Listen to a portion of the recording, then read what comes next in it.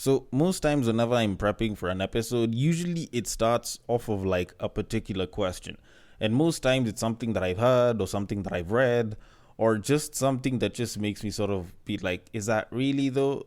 Although in this particular case, this is one of those ones where it is actually the question that sort of, decides the entire episode, of which it is pretty much about relationships and dating. But before we get into any of that, I want us to talk about the one thing that has occupied so much of social media news in this part of the world for about the past week, if I can call it that. And that is the very interesting STI known as super gonorrhea.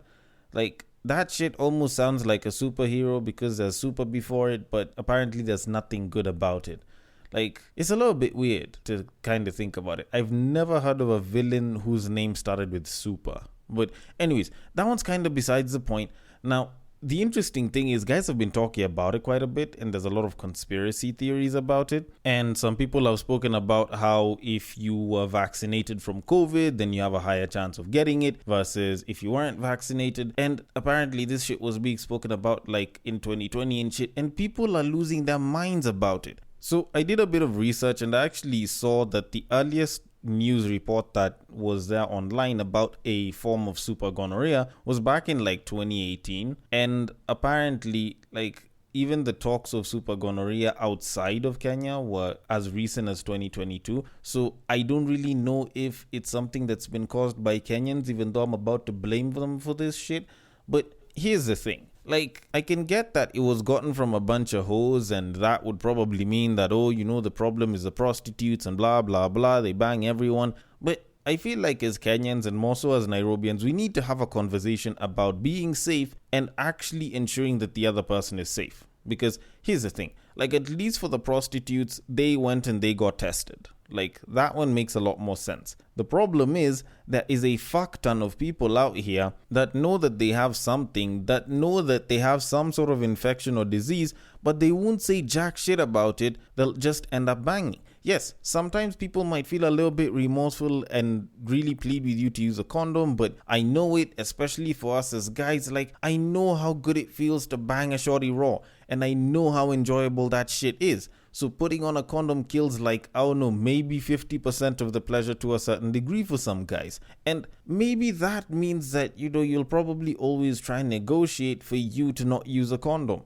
But the problem is, you can't be going raw with everyone. And this applies to both parties in whichever sexuality liking you'd like. Like, you can't just be hitting it raw with everyone, because there's a lot of people that are fucking around and they know very well that they have a disease and they're gonna bang you and they're gonna be okay with you going in raw and they're not going to say jack shit. We've heard of the stories of babes going and banging as many guys as possible because somebody went and infected them with HIV. Now, imagine if someone knew that they had some form of gonorrhea and then they're busy giving it to everyone. Like, there's a certain level of maliciousness, but at the end of the day, your sexual health is your priority as a person and is your responsibility as a whole. So at the very least, what I can tell you to do is, if you're going to bang someone that you're not very sure of their sexual activity, use a condom. If you know you're cheating, use a condom, regardless of whether you're male or female. And if you feel like using a condom is such a hard thing to do, then just jerk the fuck off. Like, go beat your meat and prevent this disease from spreading. Some of us are waiting to get out here on these streets the moment we become successful so that we can get our fair share of pussy. And then you people are just spoiling this shit for us? Man, fuck off though. But anyways, promiscuous people aside, please be safe, and I've given you my PSA as a podcaster that talks about sex. So all the bad shit about good shit aside, I will move on to the actual good shit, which is this podcast. So how about we start things in a more typical fashion? Get ready for the battle of the sexes.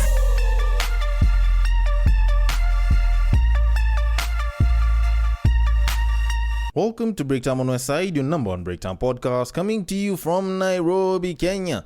The man on the mic is a man who still believes that astrology should have been the study of ass. It is none other than your tall, dark, and mildly handsome man, Sir Denver B. The show is Battle of the Sexes, our weekly love, sex, and relationships show where I get to talk about modern dating. I get to question it a little bit. Sometimes some people might have different opinions, but I usually like to come through with that conclusion.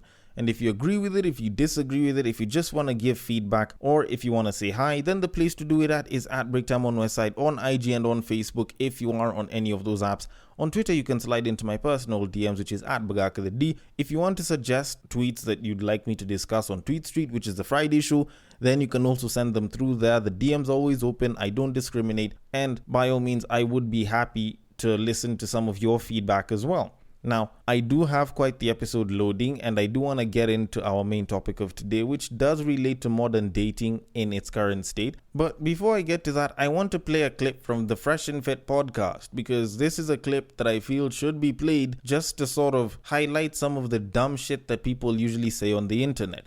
So, here it is. Okay, so when your dick is on soft, if that thing don't hang past your balls, if it just sit on top of your balls, your dick is little. Because when the dick extends, because y'all Super Saiyans, y'all dicks grow like, what the fuck?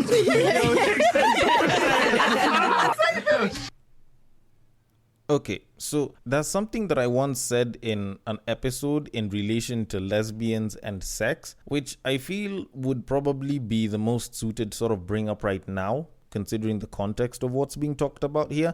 And all right, I get it. This wasn't a discussion on sex. It's about dick sizes. How do lesbians kind of fit in? Trust me, you'll get it once I just finish talking about what it is that I'm saying. So what I said during that time was, a lesbian can pleasure a woman way better than I can, because at the end of the day, she knows how to pleasure a woman's body because she has a woman's body. And at its absolute core, most people don't know jack shit about sex. Most people like to act like they know a lot about sex, but most people don't know jack shit about sex and pleasuring someone to the absolute max.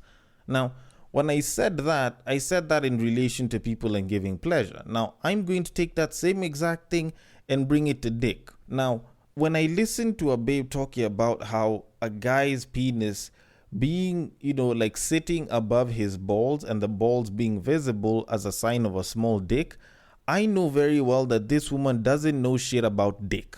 I know it just sounds like I've bundled cuss words, but that's exactly what I'm saying. She doesn't know jack shit about the thing she's talking about, which is dick. Because, and this is something that can be refuted very, very quickly from places like WebMD and so on, if you go to Google and you just type, is penis size determined when flaccid? I kid you the hell not. You will get an answer very, very quickly. Why the fuck do people go out there and start saying shit on the internet and they start thinking that it's the absolute truth? You can do your research and refute this shit in literally a couple of seconds. And the thing is, it's not like this is hard information to get. It's not like when I was doing the monogamy episode 2 weeks ago and I was pretty much going and looking at different studies and shit and trying to compile up shit and come up with the best answer out of everything there. Nah, this is something that Google will give you a direct answer to by quoting a certain part of a certain website because it's that credible. It actually isn't so hard. So I actually went on to Google and I just Googled, just for the sake of it, even though I know it's bullshit, is penis size determined when flaccid? Meaning when it's small and it's not grown and fully erect and shit. And the answer that I got from healthline.com says, and I quote, "There's no relationship between the size of a penis when flaccid or erect. In fact, a study in the Journal of Urology found that the average erect penis is similar for most adult men, but the sizes of flaccid penises vary." End quote. Kid you the fuck not. Maybe your results might be different if you Google it, but that's something that I've seen in more than one article, even without having to go and just pick the first article that I've seen. And you're finding people are just on the internet and they're saying this kind of garbage all the time, and people are taking it as the gospel truth. How is it that we're in the age where there's so much information on the internet, but people are picking the dumbest shit and other people are just soaking it up because they're yeah, that's probably about right because she probably knows her shit.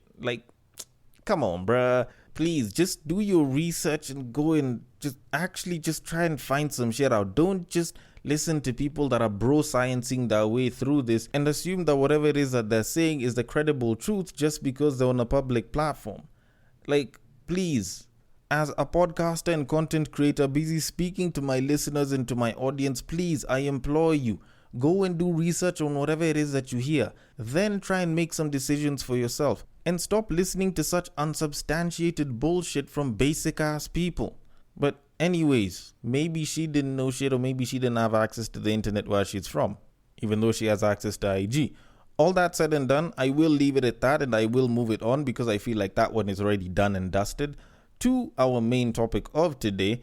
Now, about 3 weeks ago, just before the year ended, I actually stumbled onto a very interesting reel that I felt kind of tickled my thought process on the entire idea of dating today, and I felt I should probably discuss it. I don't know, maybe it's the fact that I had so much shit to discuss over these past 2 weeks, and trust me, I still have a lot, but I kind of did stumble upon it again today, or at least I stumbled upon the creator that made the video. So it was this chick, and she was busy asking a couple of different people different questions, and she just so happened to ask this one babe in her video what her thoughts were on the current modern dating scene. And it actually did leave quite a bit to be desired in terms of the answer that was given, but it did give me the chance to actually kind of think about it as a whole, because I always kind of just look at it in bits and I talk about stuff that people do at certain times, but I don't usually address that question in its full form. So I'm going to play the clip for you, then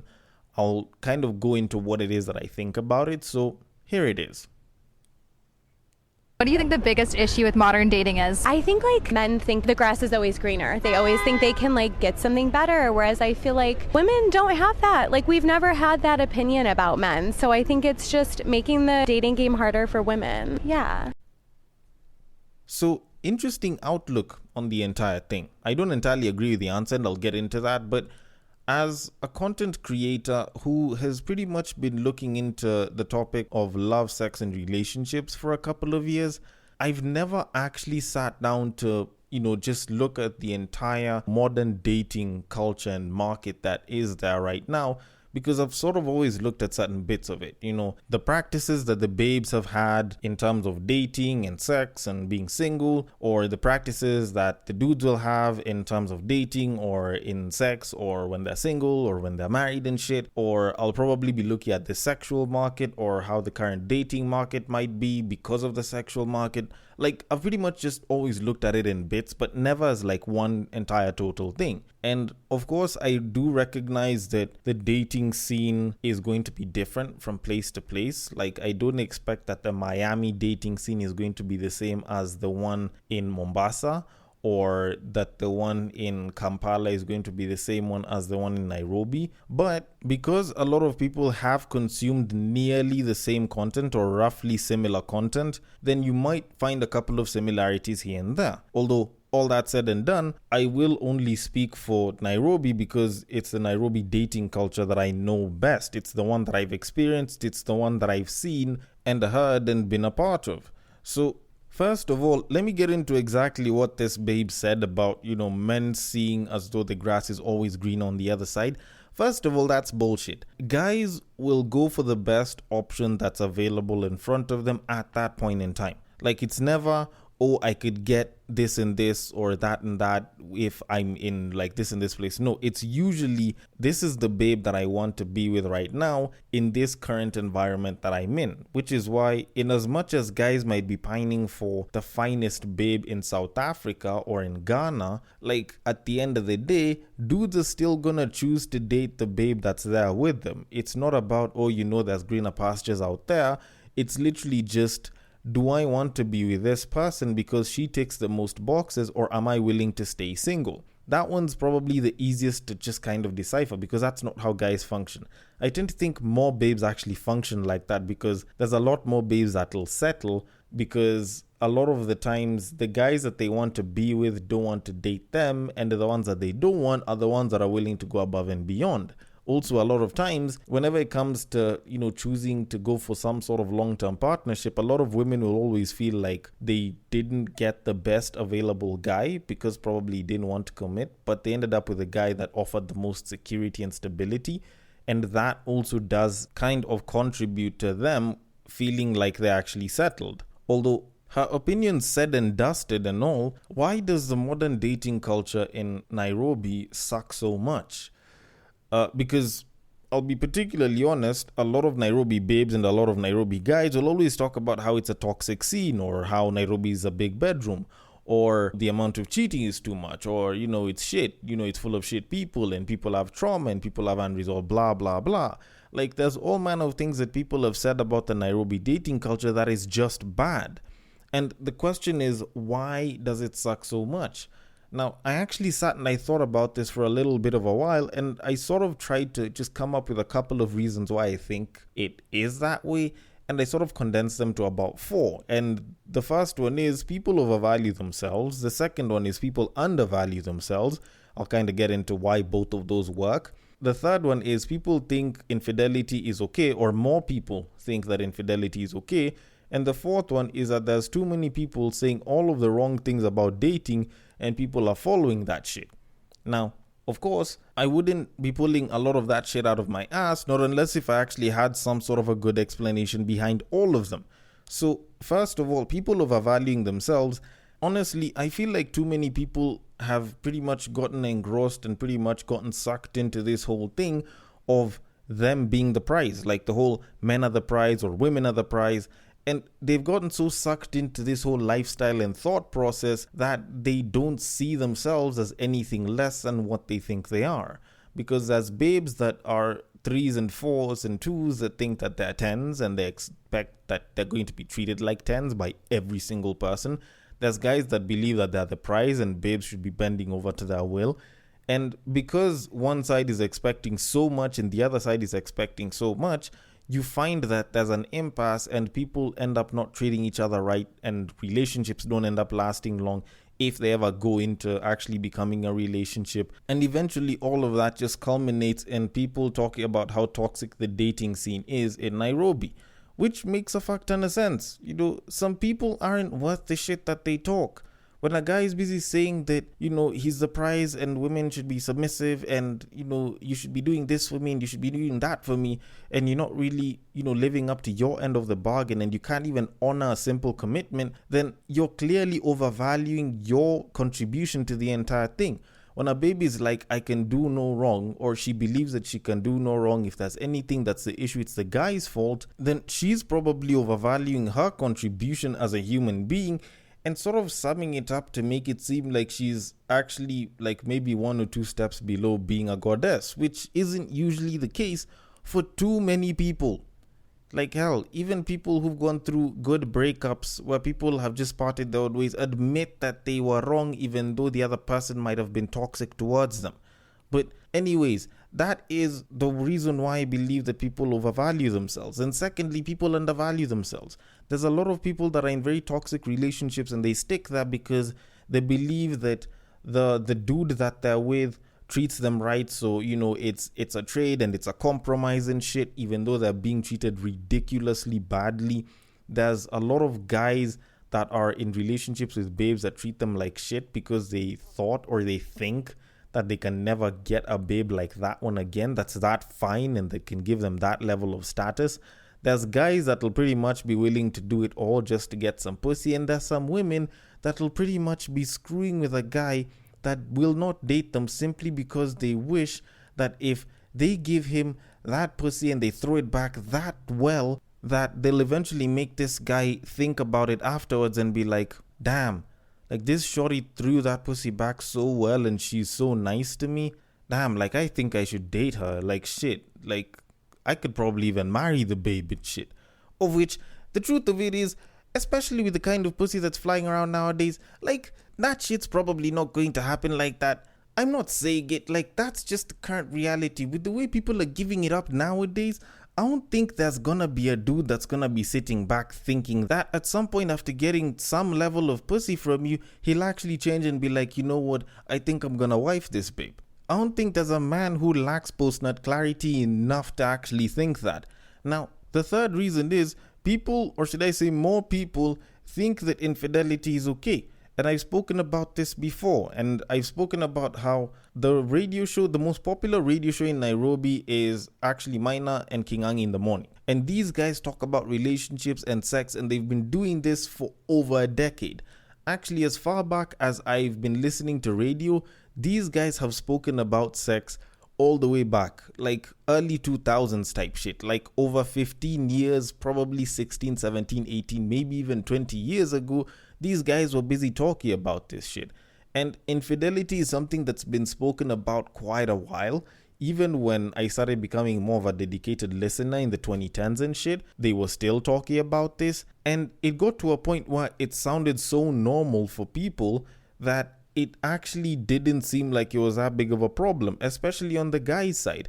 Nowadays, it's also starting to become a little bit more common from the women's side. You're hearing about married women that are having a thing with some guy on the side and their husband doesn't know. Or they're having a thing with multiple guys on the side and their husband doesn't know. Now, the problem with that, plus people talking about it on the internet and people busy airing their dirty laundry outside, is that a lot of people think that cheating is normal and everyone does it, and more so than that, they believe that now it's okay.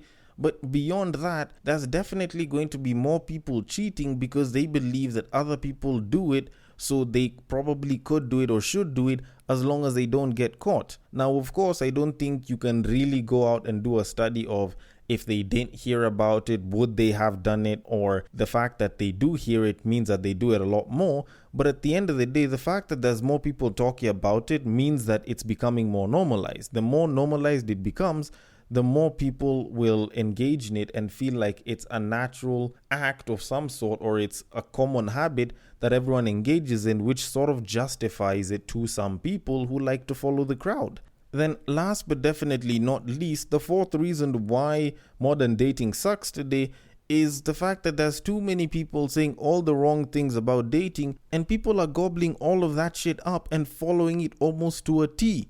And that ends up wrecking a fuck ton of people.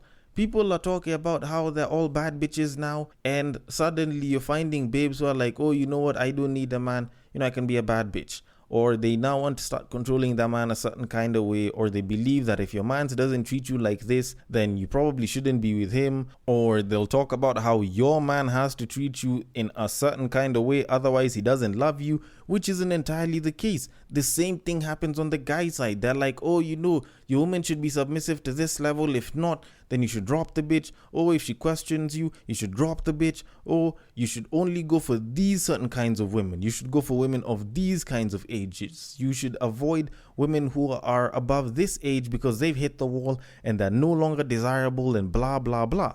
And at the end of the day, you kind of have to ask yourself, like, they're undesirable to who? Maybe I might find them attractive, but you don't. Because desirability is a very subjective thing. It's not an objective thing everywhere around the world. And you can say that this is just, American media or different other places, but this is something that will end up trickling in to the Kenyan masses. This is something that will trickle in because people are consuming more media from other places, whether or not it's from within their own country. Like, there's this thing that I was being told about not too long ago about babes being given like a proper estimate of how much the engagement ring is supposed to cost. And my friend was telling me about how it's supposed to be worth 3 months of the guy's salary. And I sat and I thought about that for a second, and I'm like, how the hell is this guy going to save up 3 months of his own salary just to throw it on a ring? It doesn't make fuck all sense. And even when you try and ask, like, why does that matter? Isn't the fact that this guy wants to marry you more important? And people are still running back to the whole, the ring is supposed to be worth this much. Then you look on the other side and there's guys busy talking about how they don't want babes with a body count who's only between the age of, 19 to 25 years old or 19 to 23 years old. And the question that I still have to ask is, what if I find 20-year-olds, 21-year-olds, 23-year-olds annoying? What if I don't find them particularly, good to relate with or that attractive to me? Maybe I want a slightly more mature woman who understands what it is that she wants out of her own life. And I don't want someone who's still in the exploring phase of theirs. And they're like, nah, like those ones are the old ones, like the 30-year-olds, they've hit the wall, you should avoid them. And you literally have to ask yourself, like, why do people believe that this is the case for everyone? You don't have to believe that shit. You can literally choose who it is that you want to date and stick to certain principles that you believe will keep you on the right path. You don't have to listen to all of these guys. And hell, yes, even I'm one of the people that talks about relationships and dating and sex and marriage. And yes, you don't have to listen to me completely, but at least go and find out for yourself if that's good or if it actually works out for you. Then you can decide whether you want to go through with it or not. Which kind of brings me to my conclusion.